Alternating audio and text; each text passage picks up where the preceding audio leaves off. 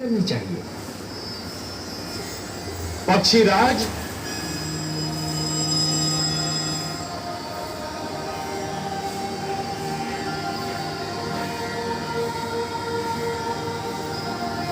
आज्ञा है लक्ष्मीपति। पक्षीराज, आप हमारे सुदर्शन के साथ मंदर पर्वत पर जाइए। जो आज्ञा देवेश्वर।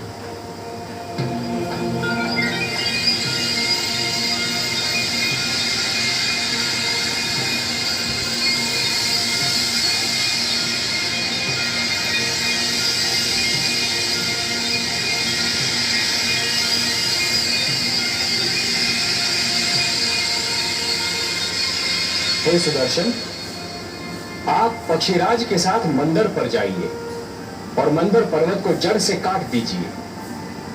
और हे पक्षीराज, मंदर के जड़ से कट जाने पर आप उसे हमारे पुष्पक से बांधकर सागर तट पर ले आइए और फिर हमारे अगले आदेश की प्रतीक्षा कीजिए। मैं आपके आदेश की प्रतीक्षा करूंगा देवेश्वर।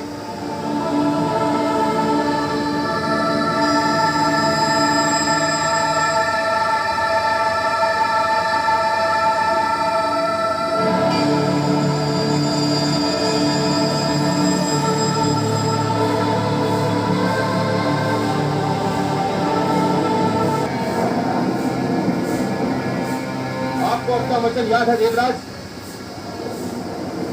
आपने कहा था सागर मंथन से जो भी निकलेगा तो आपके और हमारे मध्य समानता से बांटा जाएगा।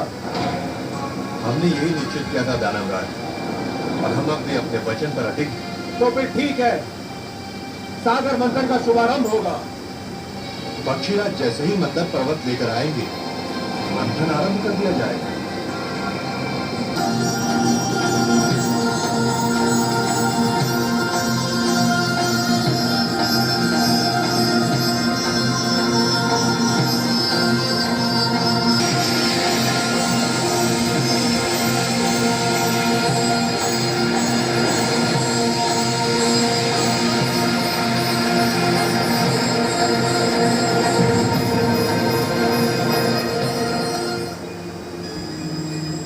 नारायण नारायण। आइए देवर्षि। प्रणाम। प्रणाम सर्वेश्वर। आपने बुलाया मुझे? हाँ देवर्षि, हमें आपका सहयोग चाहिए। हे लक्ष्मी नारायण, ये तो आपकी महानता है कि आप मेरी सेवा को सही के रूप में होना है। और मंथन के समय उसके मुख से ऐसी भयंकर अग्नि जैसी फुंकारें निकलेंगी कि जो पक्ष उसके मुख की ओर होगा वो झुलस कर मर जाएगा। ये तो सत्य है प्रभु। समस्या ये है देवर्षि कि यदि दानव मरे तो दैत्य गुरु शुक्राचार्य उन्हें पुनः जीवित कर देंगे, और यदि देवता मरे तो उनकी संख्या कम हो जाएगी और समुद्र मंथन संभव ही नहीं हो पाएगा। ये तो चिंता का विषय है देवेश्वर। इसकी ओर तो मेरा ध्यान ही नहीं। इसीलिए तो मैं ये चाहता हूं देवर्षि कि बाला बांटते समय कुछ ऐसा हो कि वासुकी की दुम की ओर देवता हो और वासुकी के मुख की ओर दानव हो। इसीलिए मैंने आपको थोड़ा सा कष्ट दिया। नारायण नारायण। की बुद्धि की परीक्षा भी है। वासुकी के मुख की ओर दानव और दुम की ओर देवता। बस ये समझिए कि आपकी क्षमता की परीक्षा है ये।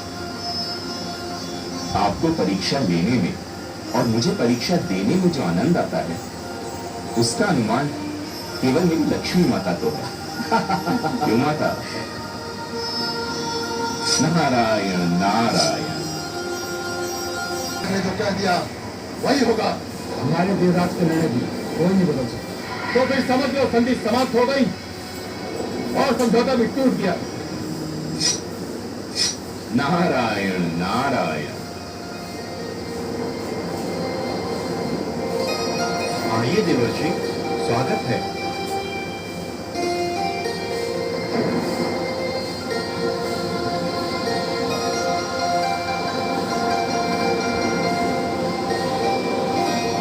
वातावरण का ताप बहुत बढ़ा हुआ दिख रहा है।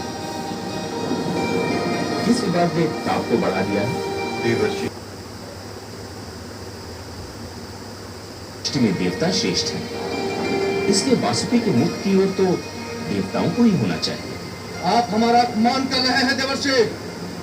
हमने देवताओं को परास्त किया है, युद्ध क्षेत्र में उन्हें सर झुकाने पर विवश कर दिया था। देव